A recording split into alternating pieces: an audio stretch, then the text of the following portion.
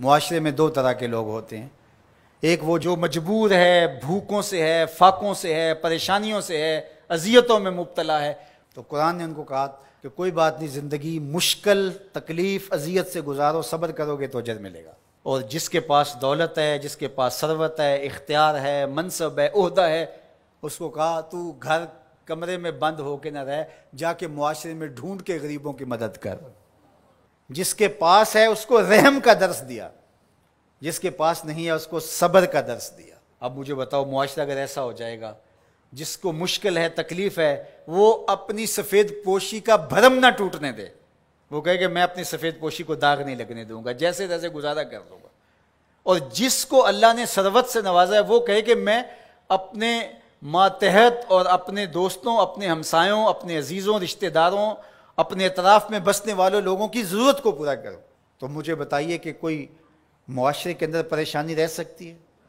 ایک گلی کے اندر 10 گھر رہتے ہیں، فرض کرو اس کے اندر 2 یا 3 گھر غریب ہوں گے، 4-5 گھر جو ہیں متوسط ہوں گے، جو اپنا کماتے ہیں، ضرورت کو پورا کرتے ہیں، 2-3 گھر جو ہے وہ امیر ہوتے ہیں۔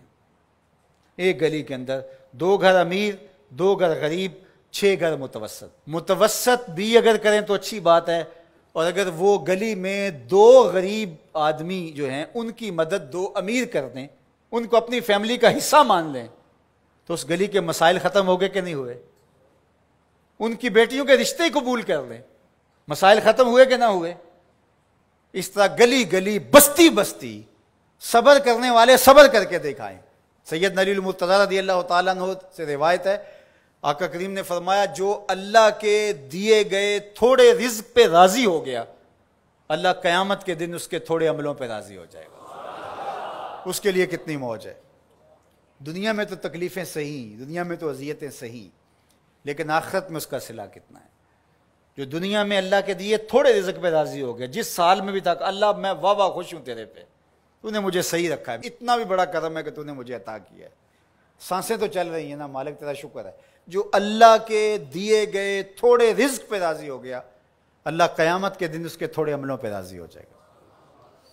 اور اس کا معکوس کیا ہے؟ جو اللہ کے دیے گئے زیادہ پہ بھی راضی نہ ہوا، ایک وہ بھی ہیں جو اللہ کے دیے تھوڑے پہ راضی ہو جاتے ہیں، اور ایک وہ بھی ہیں جو اللہ کے دیے زیادہ پہ بھی راضی نہیں ہوتے۔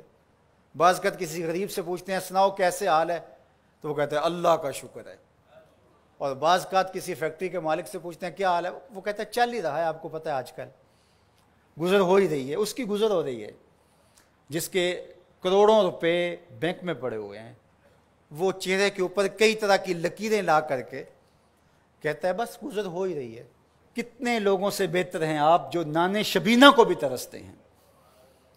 تو اللہ کے دیے پہ راضی ہو جاؤ، اس کی تقسیم پہ راضی ہو جاؤ، زندگی سوکھی گزرے گی۔ نہ راضی ہو گے تو پھر کیا کر لیں گے؟ ہم اگر اللہ پہ راضی نہیں ہوں گے تو پھر کیا کر لیں گے؟ پھر بھی تو ایسے ہی گزرے گی۔ تو بہتر نہیں راضی ہو کے گزرے اور آخرت کا سودا ٹھیک ہو جائے۔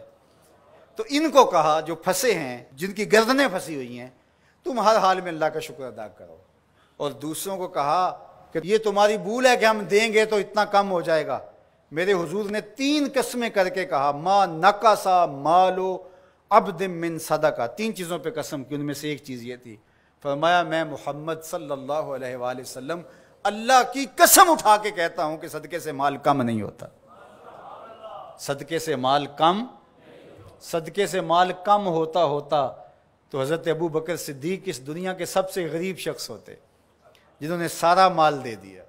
حضرت عثمان غنی سب سے غریب ہوتے، حضرت عبد الرحمن ابن عوف سب سے غریب ہوتے، جنہوں نے 30,000 غلام آزاد کیے زندگی میں۔ تو مال خرچ کرنے سے کم نہیں ہوتا، اور یہ بات حضور ویسے بھی فرما دیتے تو کافی تھا، لیکن میرے حضور نے قسم کر کے کہا کہ میں رب کی قسم کر کے کہتا ہوں کہ صدقے سے مال کم نہیں ہوتا۔ اللہ ہم سب کو سورہ البلد کے مضامین پر غور و تأمل کی توفیق